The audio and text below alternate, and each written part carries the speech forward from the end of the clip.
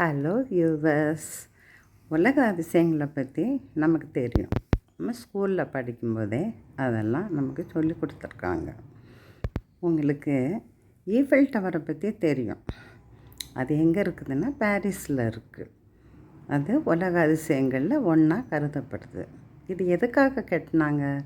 அவங்க ஃப்ரெஞ்சு புரட்சி நிறைவடைஞ்சு 100 ஆண்டுகள் நிறைவடைஞ்சிருச்சு. அதை அவங்க எப்படியாவது செலப்ரேட் பண்ணணும். ஸோ அவங்க இந்த ஈஃபில் டவரை கட்டினாங்க. ரொம்ப உயரமாக இருக்குதுங்க. பகலில் பார்த்தா ரொம்ப சாதாரணமாக தெரியுது. ஒரு இரும்பு கோபுரம் மாதிரி இருக்குது. இரும்பு கோபுரம் தான் அது. ஆனால் நான் கூட யோசித்தேன், என்ன இது ரொம்ப சாதாரணமாக தானே இருக்குது, இதை பிடிச்ச உலக அதிசயம்னு சொல்கிறாங்களேன்னு. ஆனால் அது ஒப்பனை இல்லாமல் இருக்கும்போது ராத்திரி ஆகிட்டா அதனுடைய தோற்றமே மாறி போயிடுதுங்க.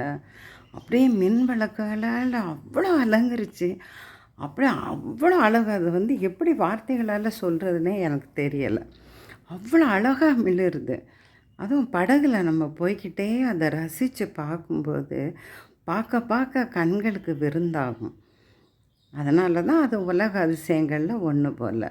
ஸோ நான் பார்த்ததை உங்ககிட்ட பகிர்ந்துக்கிட்டேன்.